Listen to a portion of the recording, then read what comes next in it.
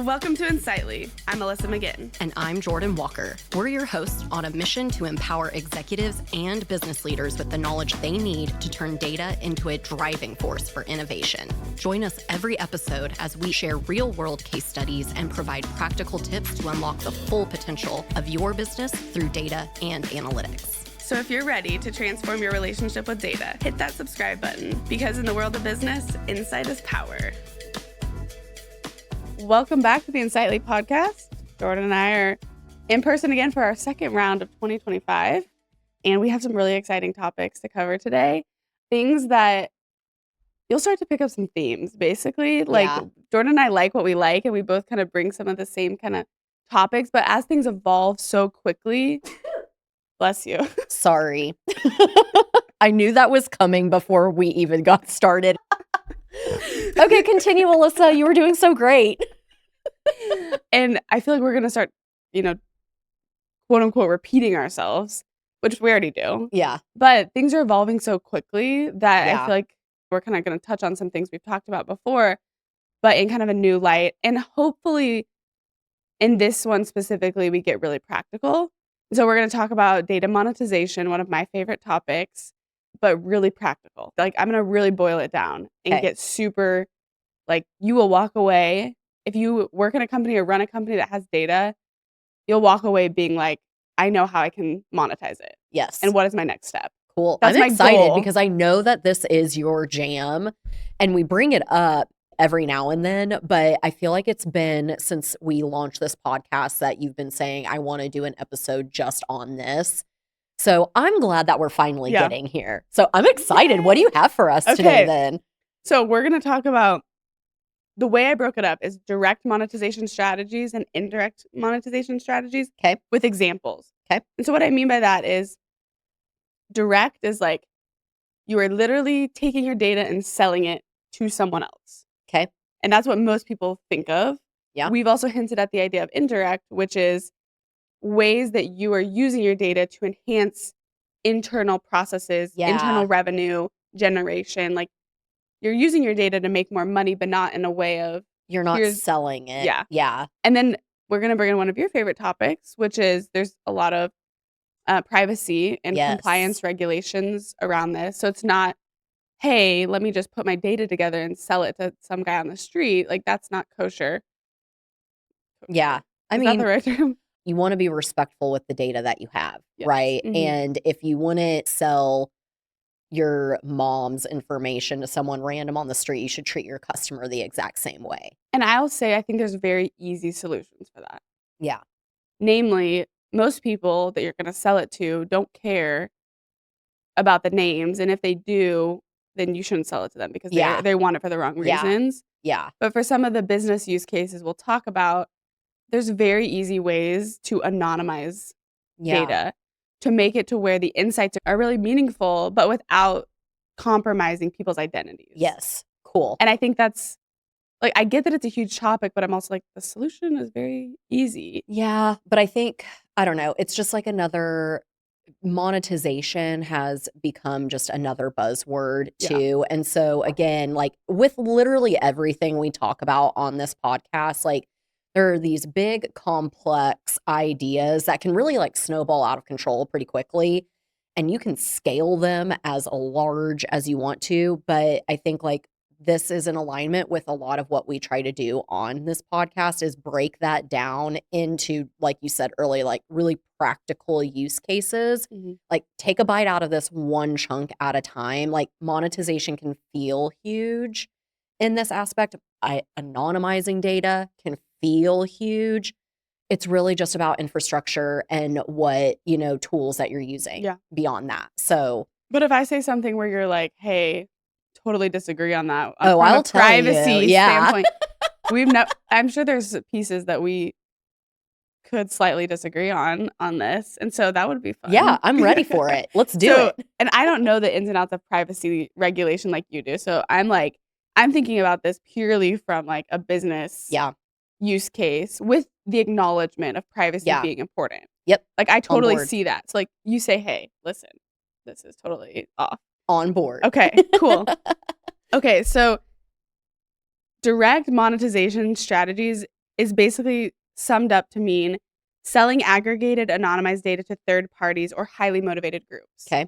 And so that's going to be the way that you, like we talked about, put the data together, you sell it to someone. Part of this is like thinking about the business or the data that I have, who would even want that? Yeah. So there's like kind of a thought process that goes through on that is like, and we'll talk about an example that will make it very clear, but who would want to know the data that you've collected, whether about your products or your customers Yeah. or your processes or, I mean, any like myriad Can of I give an things. example? Yeah. And okay, so this direct monetization is literally where I got my start in data, but I was the recipient of it in advertising. So when I was working for a digital advertising company, you know, we sold banner ads, video ads, the things that everybody gets annoyed about online, right? But the way that we sold it wasn't just, hey, you're buying these placements on a website. You were buying an audience, essentially. So because of the data that is captured about our purchase behaviors on credit cards, because our search history can be, you know, tracked. Anything that we do on a device, on a browser, we have cookies following us. Those cookies are collected by companies. So like an Amazon, for example, they have all of our shopping patterns, all of our shopping data. They also can tie that to credit card purchases. All of it becomes anonymized, and basically all of our little interactions online go into data warehouses where like an Amazon can then say, hey, you need targeted consumer behavior cookies to deliver your ads better and more effectively. Here's my bundle that you can go buy. And so then all these different companies essentially pour their data into programmatic exchanges that you're buying from. So it's literally like you're going out and you're shopping for, help me, if I'm selling ladies' shoes, let's say, and I know that the shoes that I'm trying to sell are perfect for millennial mothers who, you know, are into athleisure and haven't purchased a pair of walking shoes in the last 3 months. I can pool that together and then go serve ads to them wherever they might exist online just by buying Instead the of data. having to choose this site or this placement. Yeah. And then because then the difference is either if you're buying a placement on a site, you're hoping that that target market shows up versus I'm literally just buying cookies in this case, and I'm following them wherever they might be online. Yeah. I don't care where they are as long as it's in a brand safe environment. I'm buying the target audience, but that is only possible because that data is being sold by the companies that are actually collecting it. Your credit cards, your shopping sites, all of them. Yeah. Well, people think about like Amazon and Google as like these big, huge companies that have all these products. And I'm like, no, they're just data companies. Yeah, they are literally just data companies. Yeah. I mean, we like to talk big game about how like Amazon started as just a bookstore out of Bezos's garage, you know, but really like everything that Amazon has been able to build is because of the data. So that's where that indirect, I guess, you know, comes in. They use their own customer data to be able to say things like, well, we know that if we speed our shopping cart up by this many seconds, we'll be able to achieve higher revenue. Or based on our customers' behavior, we know that a lot of our customers also shop at Whole Foods. Why not just buy Whole Foods and like distribute it through our platform? Right. That's what they do. Right. They are data companies. Yeah. Yeah. And I think, I mean, the example I thought of, which is like less personal, but it's the same kind of idea is, you know, all of these larger aggregators of data, like there's all sorts of third party market research firms out there, all sorts of people who are just pooling this data. Like me. Yeah. And pulling it together. And then, you know, they're then selling it too, but they also have to spend some money because it's really, really hard to be the collector of data. Yeah. Like people, you have to have a reason why people want to give you their data. So like Amazon had to start small, they collected it over time. But you have to build trust for sure to like Right. even get someone to relinquish that info Right. with you. Yeah. So even like startups or companies that are basing everything off of the data that they could collect, that's a hard and really long-term Yes. sell. But there's tons of these market research firms out there. So if that's something you haven't thought of before, like think about, let's say there's a retail specific firm or one that handles research or retail.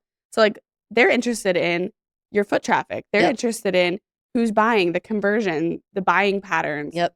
the return customers and what they're buying the second time. Like all these different things, but back to what we said, that has to be you have to be able to package that data in a way to be able to give that to them, which most POS systems allow you to do that. Yeah. And because of digital media, so it used to be that you would have to go to a market research firm to do these big studies, not just within your company, but also if, like you said, if they have a vertical in retail, they've got ins with all these different retail groups to where they can do some industry level data. Yeah. Like they become the e-marketer for their vertical, right? But there's also tools that are a lot more accessible to businesses now. So, for example, I do a lot of market and consumer behavior research using SEMrush. Okay. That's a platform that really started as an organic search tool. What keywords are people using? What websites are ranking for that keyword? How well are you ranking? That sort of thing. Yeah. But they have added so many, they're now kind of like a marketplace for other consumer behavior type apps that are performing in these verticals. So if I wanted to do consumer behavior research around specific influencers, for example, I could do that through SEMrush. If I wanted to look at an industry, let's say I'm just curious to know how people online are interacting with construction companies, I can look at an entire vertical of construction and see what does the market look like? What's the accessible market in online? What social media channels are people typically overlapping on? If they're visiting these types of construction sites, what else are they doing online? So then we can get an idea of what social platforms should you be on? Do they get a lot of traffic from email or paid search or direct or organic? So then you can actually start to kind of build out a little bit of a strategy around that before you have your own data to really correlate it against. Yeah. And I think that's true in other, not as consumer facing markets is also true. So we've talked about manufacturing and distribution and things that are not facing the just individual consumer world. Those things still exist in that world too. Yep. We have a client that is an operational consultancy and they also do operational due diligence. Yeah. And so they, their clients come to them either to do operational audits on their heavy machinery and factories, or, they're going to buy another company and they want to look at their internal operational processes and things. But without benchmarking or without looking at industry standards, that's only so valuable. Yeah. How do you know what good looks like unless you have something to compare it against? And everyone wants to know, cool, we did this, but what how's our mean? competitors doing? Yeah. How good is that? Yeah. And so those kind of firms that are not as consumer facing, they're also aggregating data and looking at data. And this client also resells this stuff to other people. Yeah. So it's it can be sometimes even a three-way exchange. Yep. Smaller firm has really valuable data set, they sell to larger consulting firm who then makes a report that sells to XYZ audience. Yep. So sometimes it's not a one-way thing. Yeah. It's to this person, because different people have different motivations. Yeah. Which kind of goes into the second one. So the first, anonymized data that you're selling just as typically a raw data set to these, various buyers. Second would be you're going a step further than that and you're putting together industry reports or industry, publications that you're selling to, various people in that industry. Yeah. An example of that is a firm that we work with that serves the AEC industry, which is architect, engineering, and construction. Yes. And so that's their whole client base. And so they do these surveys across all of their clients, but it's really cool because they display the results at a conference, but you have to fill the survey out to come to the conference. Yeah. So, because otherwise it's so hard to get survey data, as you know. Yeah. Well, and there's also, I can't remember the exact stat, but earlier this year when I was just looking at sales and marketing trends and consumer behavior trends, like we are in a rapid decline of people wanting to take a survey. Oh, yeah. And like the I'm days so of, guilty. oh, yeah, I'm like, no, thanks. I mean, if it's a company that I really truly love and I want them to get some kudos, like I'll take the time to do it. Or on the reverse side, if it was a horrible Terrible experience, experience, yeah. then I might take a second to fill it out if it matters that much to me. But if I'm, like, anywhere in that gray area between those 2, like, I don't care if you're gonna enter me into a gift card. I'm not Right. gonna do and according to I can't remember the stat, but according to that study, everyone else is feeling that way too. So you really have to incentivize people, and these I Yeah. mean, the individual consumer is one thing, but it's also getting businesses to get that data from their internal 100%. like, they have to pull teeth, and we're helping them to streamline the data collection and reporting process to be able to do that because it's such a moneymaker when you Yeah. can, like, aggregate and pull all that together, and it's juicy stuff. It's Yeah. like, what is revenue? How's that grown over Yeah. from the past year that since we've done this? What tech are you using? What tech have you implemented? What's your margins? Have your Yeah. margins shrunk or grown? Like, the stuff that people wanna know. Yeah. So they say, you have to be at the conference to get the results, or you can pay a premium to get the Yeah. report, Yeah. but you have to take the survey to come to the conference. And so that's kind of a huge part of their business, Yeah. doing this process. That's a good way of incentivizing it though, because if you're truly interested in those insights, it's that like give and take mentality of, well, you're a part of this study, but in return, you're getting all of this fantastic information that can help you make better business decisions Mhm. or inform your strategies, all of that kind of stuff. But then the incentive isn't, it's that and this conference where now they get to also network with their peers. Yep. And that is a higher level engagement than just I'm going to email out a survey or ask like a poll after every interaction or whatever. But that proves stake in the game. Mhm. And I think that is a good strategy because if somebody has stake in the game and they want that information and they also get the benefit of networking with their peers, then why not spend the 10, 20 minutes it's going to take to like fill out a survey? And it's probably more than that Probably. Yeah. because they think about I mean, the data goes down to, like, inside their company, then they're all like, "Wait, Mhm. okay, I need to get this data, like, I need to pull this data and that data," and so they Mhm. try to break it up by sections, like, the CFO has a survey, HR has a survey, tech has a survey, and I think there's one more.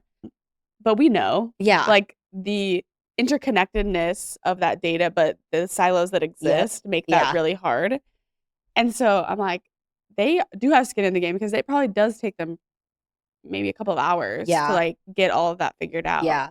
But if you've been doing it enough times, That's like if true. this is your 3rd year, like getting the survey request or something, you've got the game down. You know what they're gonna So then, ask. like, I would imagine, like, if I were that leader getting it, I would be like, all right, call to arms. Let's all have a quick huddle on, like, what are you pulling? Who do you need? Let's get this on the Yeah, schedule. just, Let's go like forth with yeah, it. an hour long, all Yeah. hands on deck. Yeah. Yeah. Yeah. That's a good example. Like, I, again, kind of think of like eMarketer is a simpler version of what you just described, but it's very good. Like, it's good insights. You have a subscription to the service. So, like, Yeah, that's the 3rd one. you have the oh, okay, well, then I'll stop talking. Like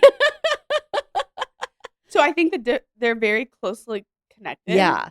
So I think that the second one is more like B2B The industry state of the industries. industry, Yeah, okay. and then I feel like a lot of consulting firms Yeah, typically do that, and then number like a 3 Deloitte. yeah, Yeah. and then the 3rd one is what you're saying is data as a service, Yep, which is like a subscription model for yep. more, like, readily accessible access to market Yeah. analytics. In a way, like, I've seen 2 and 3 have been combined in, like, associations. Yeah. So, like, American Marketing Association, for example, we have local chapters in major cities and whatnot, but within your membership at AMA, you get access to an online portal. It's a membership service, so you're paying your dues to be a part of your local chapter. You get access to this. They're asking you for information, and they kind of gamify Mhm. surveys and polls to where it doesn't feel like you're getting a big chunk of anything. but then you have access to all of the insights and the reports. So they might have like these larger level industry reports about like, organizational makeup or budgets on advertising spend, that sort of thing. But then there's also the kind of statista model within it, where if I need some industry level data to help support a pitch that I'm delivering to a client, I've got some charts and graphs that I can go ahead and pull from. Yeah, that's kind of exactly 2 and 3 combined because they're doing kind of state of the marketing sector. Yeah. But then they also make it to where you have a subscription, right? Yep. You pay for it. Yep. You can log in whenever you want. Yep. But then maybe do they have like an annual report, you said? I'm sure they do. I'm sure they do. I haven't looked at it. Okay. But I mean, based on the fact that you have to have like a login, and when you're getting your membership, you're also supplying information about, okay, well, what type of marketer are you? What's your role? Are you in-house, corporate, agency, freelancer, content creator? So like they have like, not only is it based on like tactics and revenue and media spend and all of that, but because of the data that we're also self-reporting, they can also give like a state of the industry about like marketing professionals as well. Got it. So I bet they do. I bet they do too. I just haven't looked for it. So that's kind of the third one. And that's, I mean, I would think if anyone's listening and like, oh, we have data, that's kind of the data as a service requires like a heavier lift, I feel like, because you'd have to set up software to be able to kind of facilitate that access. You'd have to have a team, I think, too, of like people that were constantly feeding because again, I think of like a statista as an example where, oh my gosh, there's so many different types of reports and insights that you can pull from that through your subscription. But there is definitely a giant team behind that is just constantly mining this data and finding correlations and pushing it out there. I wonder if or how AI will disrupt that.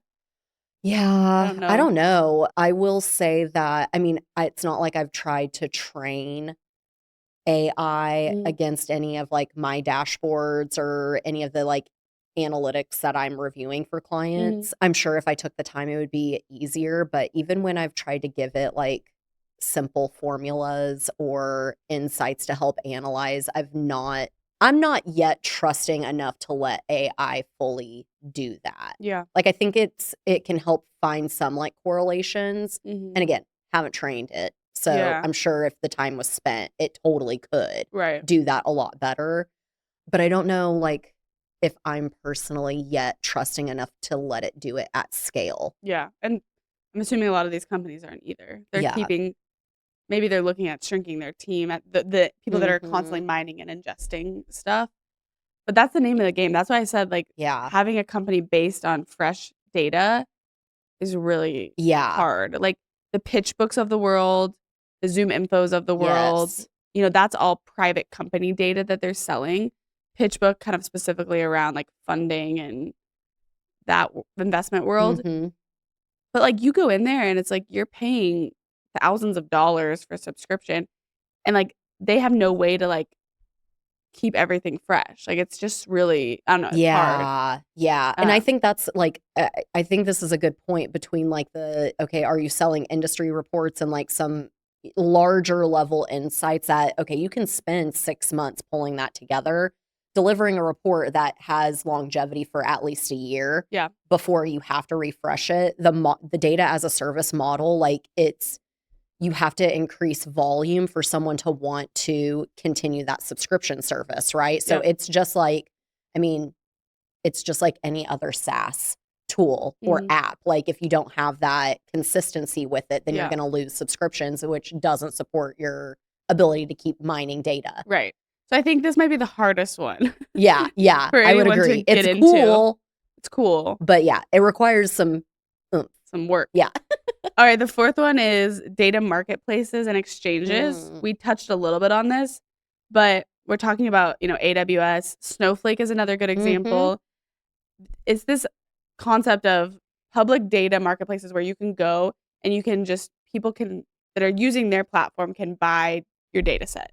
So instead of actually, I don't know if the company, I think that you as the person providing the data use their platform to then sell it. Yeah. So they don't think they pay you anything. I think that's how it has to work because of data privacy. Yeah. Because a tool like Snowflake or AWS, they do not want to be responsible for. They take on enough. Yeah, it's kind of the same with like Google Analytics. If I'm collecting behavioral metrics from my e-commerce site in Google Analytics, if I've got scripts that are pulling, okay, how far through this like shopping cart experience did they go? Like Google will flat out tell you, do not be collecting through your scripts, credit card numbers and all of that, and do not store it in Google Analytics, because if we find out that you do it, that's your problem. That's not our problem, but you're going to be in big trouble for it. Yeah. And I would assume that in any other type of platform, that would still be true, where you as the owner of that data, you are wholly responsible for it. And you're saying that you've checked all of the check boxes to say that this is okay to do it. Yeah. And if we get in trouble, we're passing the buck back to you. Right. So you're putting it out there. Some people do it for free. Yeah. Some are paid data sets. I think it's pretty cool because, especially in an environment like Snowflake, where they're trying to be like an all-in-one data platform, you really minimize the process of benchmarking and insights. So like, let's say you have your own internal data that you've put into Snowflake, you're analyzing it. With a few clicks of a button, you can integrate weather patterns. Yes. You can integrate, you just say, oh, I like this data set, thank you. Yep. Or you can pay a fee. Some of them are subscriptions, some of them are one-time access, some of them are free. And it literally loads it into your warehouse just right when you click that button. And then all of a sudden you have that data set to work with. This is so cool. I knew this, but hearing you talk about it makes me feel more excited about this realm. This is the thought that you just made me think of. So probably like 10 years ago, one of the first women that I ever met that was working in data, she was actually at AccuWeather, which we've got a headquarters here in Wichita. She was working at AccuWeather. She was an intern at the time, and she was learning Power BI. And that was kind of when Power BI was becoming a lot, like, I wouldn't say prevalent. She was on the beginning. Yeah, like you're starting to kind of hear about it more, but like you would only really ever get the opportunity to use it if you were at a company like this one. So she was totally like playing with it, where she was combining Twitter threads where people were talking about weather or incidents that could have happened because of weather, and then correlating it to weather patterns. But she was having to do it all purely manually by looking up certain keywords and hashtags and stuff like that. If only she had Snowflake at that time. Like, she was ahead of the game in that capacity. Think about how much more she could have done. Yeah. Yeah. Easy. Oh, man. And that's people really cool. are even making accessible things that are already accessible, meaning like we've talked about using publicly available data, so like government data that they have to make available. Some people are packaging that and making it on like these marketplaces because otherwise you have to go somewhere or get an Open Public Records Act or something. Whatever. So now it's like, oh, people are just doing that work for you, and you can pull in public records, pull in publicly available data, which that's cool. It's super cool. So I think this is like, and I think people pay, like, even if you're like, wow, just at this click of a button, I can pay, I don't know, 50. I don't know how much they all are. I think they range from like 50 to like thousands of dollars, and just quickly get that in there. It's like, that's cool. But you do have to be able to know how to navigate doing. Yeah. Like, it's not like, if you're listening to this and you're like, oh my gosh, this is so easy, I want to do that too. You still have to understand what are you trying to correlate.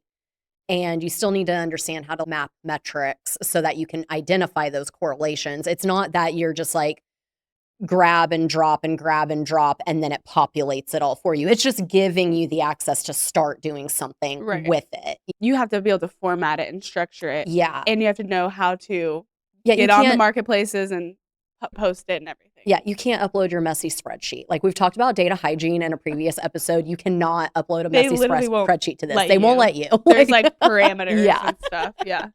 Because they want their customers to have a good experience. Yeah. Obviously. There's also industry-specific exchanges. I haven't messed too much with those, but I know that there's, I've looked in preparation for this at some like healthcare specific ones. There's like finance specific ones. So Yeah. think like less Snowflake, more just like marketplaces for sectors. Yeah. So that can have a lot more like I've seen stuff for like regional hospital data and like global healthcare trends, things like that. That's super cool. I mean, finance, obviously, you Yeah. can imagine, retail. So there's all these like aggregators of industry specific, and they're making that into a marketplace.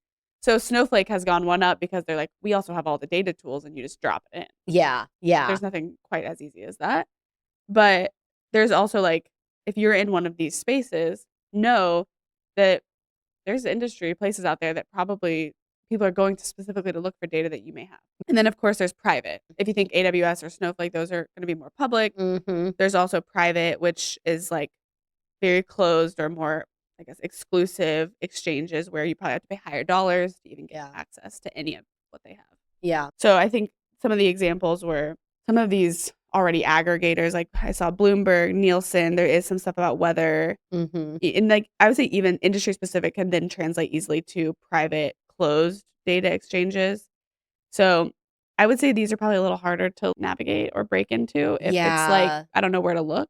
Yeah, Nielsen's a good example of this because, and if you're listening and you're like, okay, I've heard of this, but I don't remember what it is. Nielsen essentially got its start in TV and radio analysis, essentially. So, like, whenever a TV show back in the day would be able to be like, we broke records or we had this much viewership or whatever, that came from Nielsen. Do you know that the way that they got that data was by mailing a physical survey, and they would stick $1 in the envelope in the hopes that you would actually fill it out because they just gave you $1 for it? I did not. Yeah, like I think that I actually got a Nielsen study in my mailbox maybe a couple of years ago. And I will tell you, even though I worked in TV and cable advertising for a little bit in my career, I just took the $1. I'm sorry, Nielsen, but it was like a 3-page thing. And also, like, I don't watch TV. I'm like, you're not asking me about my Netflix subscription or anything. Like, you were asking me about broadcast and cable that I don't watch. Yeah. So I just took the $1. There's no way to return it. So I enjoyed that. But Nielsen, while it is a big kind of like household name in that realm of things, it actually also does. I don't know if they still do this or not, but they were doing like social media measurement for a little bit too. But the only way that you can really have access to that is either through a company that you work for. So like in my case, I worked for Cox Communications. Of course, we would have access to Nielsen data because we were selling ad space on some of these shows. We needed to provide the ratings for them. Yeah. But an individual or a small business would probably not be able to like afford that kind of. What did you guys pay? Oh, I don't know. It was at like it was at headquarter level subscription because it was available in every single market.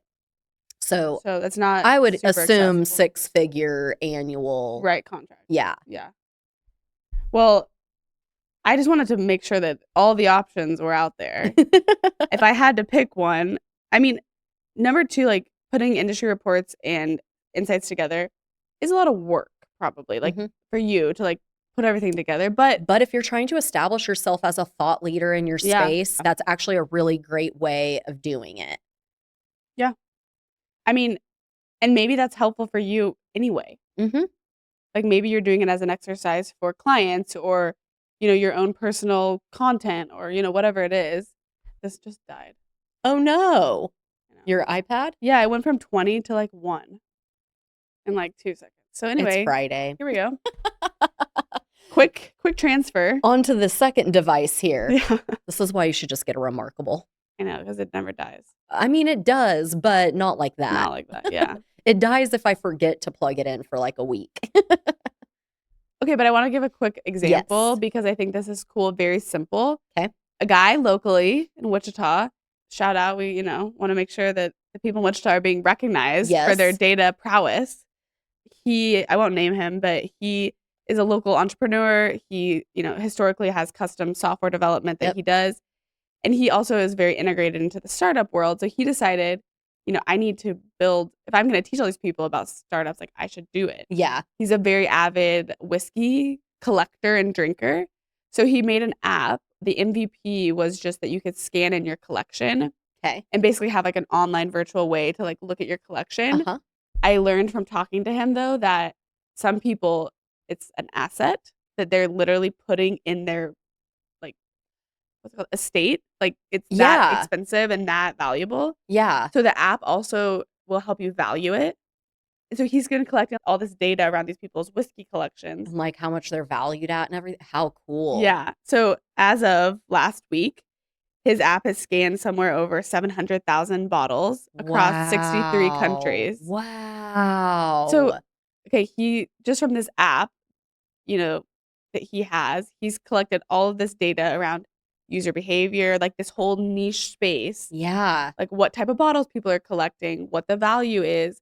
And there's also kind of a difference, like what this would sell for in a store, which some of them you can't even Yeah, find. versus whether Like you put it on, appreciated asset. right, Yeah, like wine. like so, or what someone would be willing to pay for it. Yeah. So it's kind of just this cool idea. And he has a meeting now with, I think Jack Daniels actually was, there's a parent company, but Mhm. with them because Mhm. they recognize how much valuable data that he has. And I said, "Did you go into this like knowing you wanted to monetize the data?" And he was like, "Oh, 100%." But we just had to get to a point of meaningfulness, Yeah. with the data we've collected. I'm like, I would say that's pretty meaningful now where Yeah. you're at. So Yeah. now they have to kind of work on the back end, like his devs, to again put that in like a format and structure that he could say, "Hey, I'll give you this anonymized consumer data." And it's not about where they're going or what they're doing. It's more Mhm. about what they have and what are they doing with it. Yes.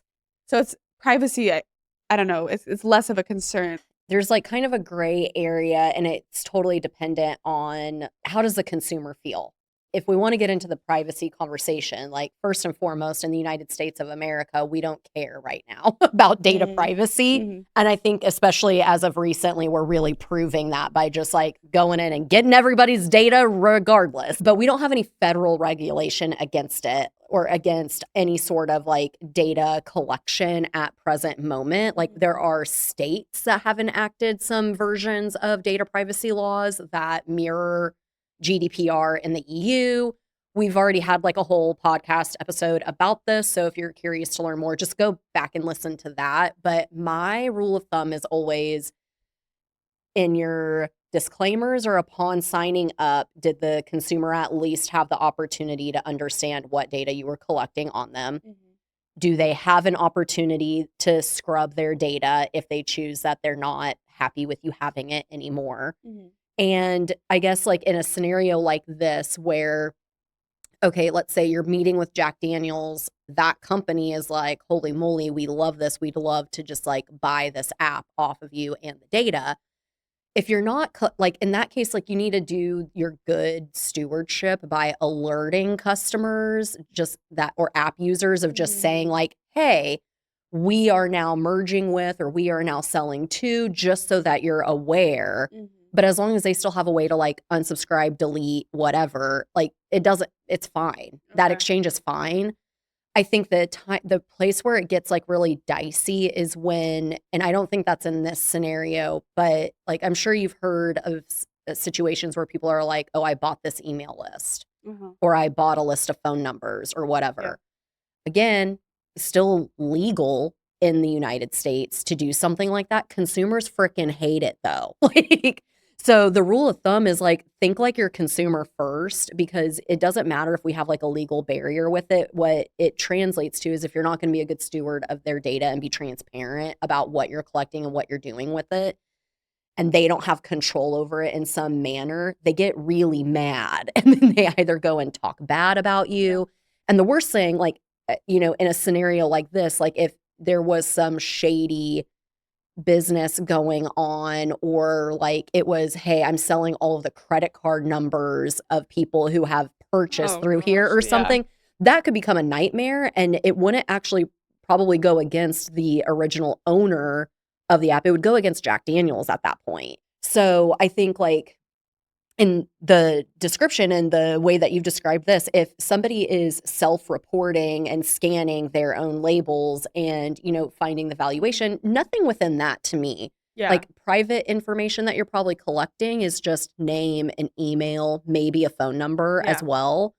But And they're if paying for the app through the app store of their yeah, phone. yeah, so that data is held through, like, Stripe or Apple, whoever is like running Apple Pay in that case, usually, right? Or Google Play. Is that what it's called? Yeah.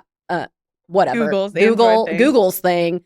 But yeah, so I think that's just what you have to kind of like keep an eye on is like what data do we have? Have we been transparent in like the sign up? Are there some boundaries that we're putting in this contract that states that like because we never told our customers that we're going to just like start blasting them with text messages to like get them to upsell in here, like we kind of would prefer you not to as well, you know? I think those are just the conversations that have to happen in that case. Just honesty and transparency. Yeah. About literally that's the thesis of all data privacy. And the whole reason why GDPR even exists in the EU is because people were really tired of their information being sold to other places just to get scammed phone calls or blasted emails or random pieces of scams. Like that's why, like if everybody would just chill out and be good to each other, then we wouldn't really have to worry about it. Right. Well, I was even thinking he's kind of potentially could combine the data as a service model, but to one buyer. Yeah. So like think about that. What if he keeps at the app? Yeah. He sells to one, like a subscription to this one whiskey provider because they probably don't want others to have it. And he says, here's a contract. You pay this for this, original set. We'll update it at this frequency and you keep paying. And I'm like, that's a good idea. I think so too, because like from a Jack Daniel's perspective, do you really want the ownership of keeping that app? Because again, with like apps, you have to be aware of like how many subscribers are you gaining versus churning? What's the frequency of usage and all of that? Like that's a program within itself, right? If you want to keep it sustainable. But like with Jack Daniel's, I would just want to look at it from okay, well, how many users have our bottles within their collection? How are they valuing against others? And are there ways that maybe we can present like our black label or this label, whatever, to like try to increase their value? I don't know. Like, I think it would also be interesting to turn the data as a service model and like maybe you start with Jack Daniel's and if you don't have any restrictions to go talk to others, like why not go down the line, And I also think it's really cool that he already had the foresight that this is what he wanted to have happened because like I feel like a lot of times because it is such a long game, usually like you have to have the usage to get the data to then do something with it. But it's pretty brilliant to be able to say, well, I know that I need to I need to walk my talk in these courses. So I'm going to create a thing that I'm passionate about. And I know eventually this is what I'm going to do with it. Right. Like that usually doesn't happen in the beginning. And I think that goes back to the question at the top of this episode we talked about is like thinking critically. Like you're just going to have to take a minute and be like, who out there would benefit from my data? And it's not always as obvious as like, I'm scanning whiskey labels. Of course, whiskey makers want to know this data. Yeah. Like sometimes you have to kind of think about it like a little more abstractly or a little more critically. But I think that exercise, like if you're really looking for a practical next step, like that exercise, and sometimes it's just your customers or like the industry that you serve. Yes. But who is the aggregator of that information in your industry? Who is kind of a big player in that space that might want to then sell it again? There's a lot of mapping that could happen as you think about who would want your data. But obviously has to be the first step. Yeah. Like I like the idea of asking the question of who would be interested in this.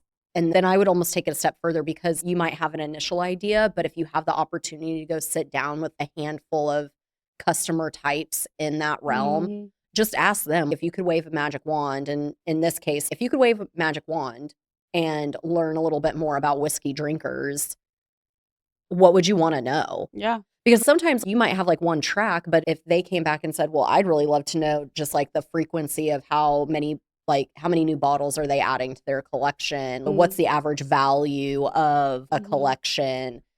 What comments are they posting with sentiment analysis? Or where are they sourcing Where are they sourcing it? Like, I mean, because it also says like over 63 countries, like I think it would be fascinating to know, well, how many of those Jack Daniel's bottles are in like Asia or Australia, what's left our borders? And do we have like another market that maybe we're not even realizing? Oh, what if there's like it's US and then Vietnam, is like a huge user of Jack Daniels. Maybe they have insight into that in some other way, but this would be at least validating, if not.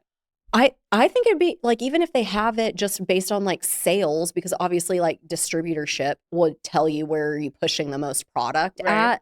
But this shows you where your collectors are. That is a very different, higher end type customer. Yeah. Even if they're not necessarily like that persona within like a luxury good, like that is behavior of luxury goods.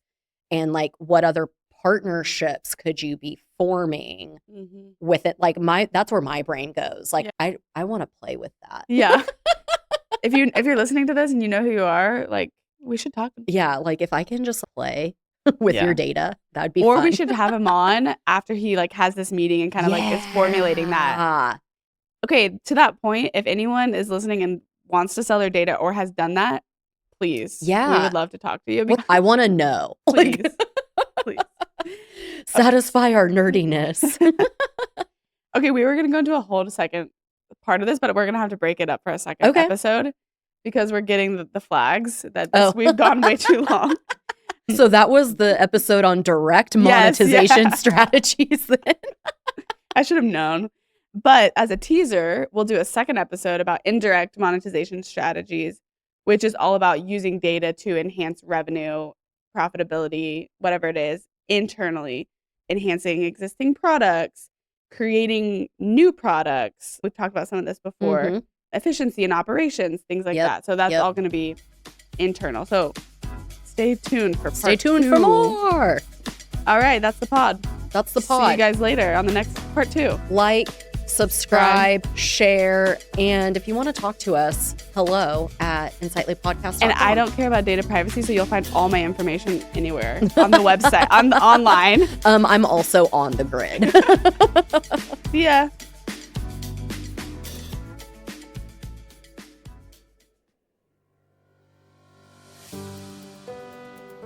This show is part of the ICT Podcast Network. For more information, visit ictpod.net.